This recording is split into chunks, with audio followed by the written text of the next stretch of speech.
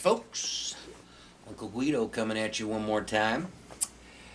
Today we're still going to be laying down some of the preliminaries as far as what it takes to get into this line of metaphysical understanding, teaching, revelation, and we got to lay down some of the basics so that you can have a foundation before you just go off half-cocked into the lessons about tarot, astrology, numerology. We have to get a little Guido screen on you before we start working on your tan, okay, man? All right, so anyway, my day job as cosmic DJ and Music of the Spheres metaphysician is going to take us in a little bit different direction today. We're going to talk about how the universe is music. You, I, we, me, thee, everything. It's all music. It's all vibration. It's all harmony. And that's what we want to strive for, is harmony, folks. Uncle Guido here is a Pythagorean style student of life, and we want to get down and get you to a place where you can grasp your sense of place in the universe and harmonize with the universe. That way that the universe is flowing in your direction. And there's two types of flow in the universe. There's the flow that is spiraling outward and is in a growth mode and a creativity mode, constantly moving on from one lesson to another, growing, creating, playing, participating in life. We are here to do the dance of life. And this is why throughout the ages we've always come to these metaphors. Life is a dance, life is a song, life is a long song, said Jethro Tull. I'm kind of just really winging it here, folks. I got some notes that I'm picking and choosing from here. But we want to look at how you move from the establishment of man's world into the establishment of your own rule over nature, where you magnetize in your symphony of vibration all that you need to manifest in your daily dance of life. As I said, there are two directions, two spirals of energy moving in a Fibonacci sequence of life and growth. And then when it gets to the point where it stops the life and growth, it starts moving in an opposite direction of death and decay. And it's always a process of life and growth to the next lesson of life and growth. There's no real winding up at some place where you're static, where you've come to a stop. I mean, you can get to a place like that and review and rest for a little while, but then the next hurdle comes up. So man's world's totally out of sync. It's always promising you that if you do this, that, or the other thing, follow their little materialistic formulas, you're going to find the ability, after working really hard your whole life, you're going to find the ability to get somewhere and just kick back and take it easy and play your Beatles albums all day and really go over things and do that artwork you've been putting off for 40 years. But that just really isn't true. There is no such thing as retirement or security.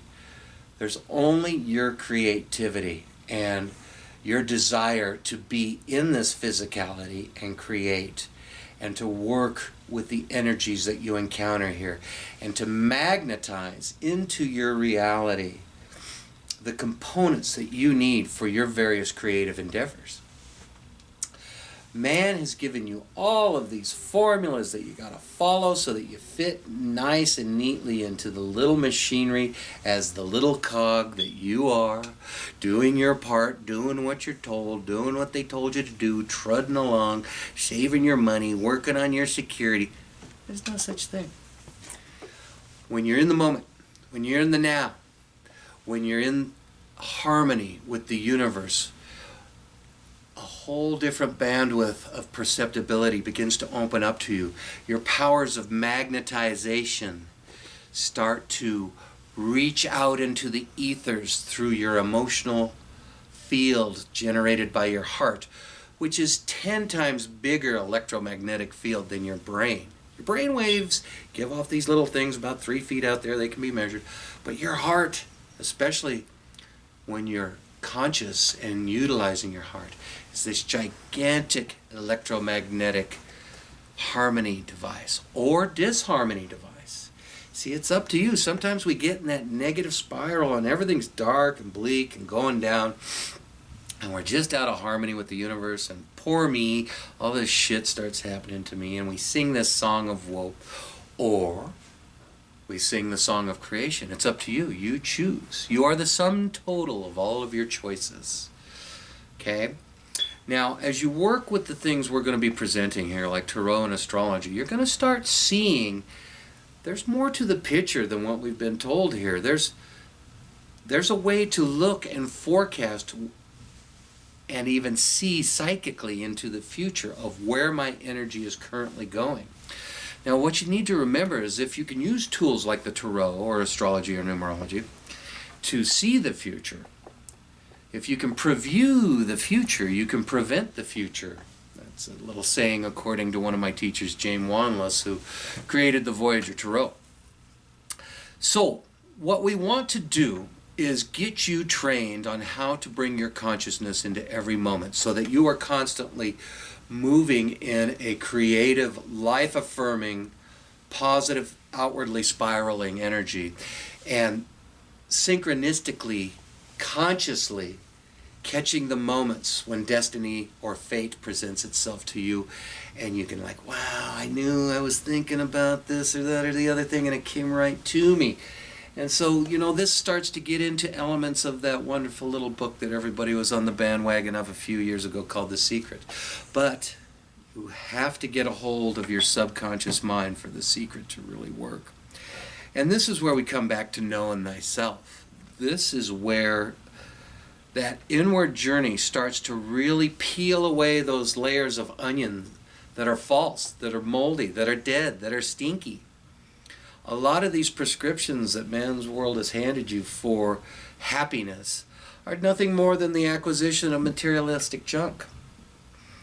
I got to tell you, I had a whole different speech planned for you guys today, and I'm going so far off track. I don't know where this is going to end up, but hopefully it'll all come back around. And like I said earlier, we have to lay some of the foundations, and the very first thing we have to get for you to harmonize with the universe, for you to be a conscious co-creator with the universe, is for you to know thyself and get rid of that garbage that is holding you back.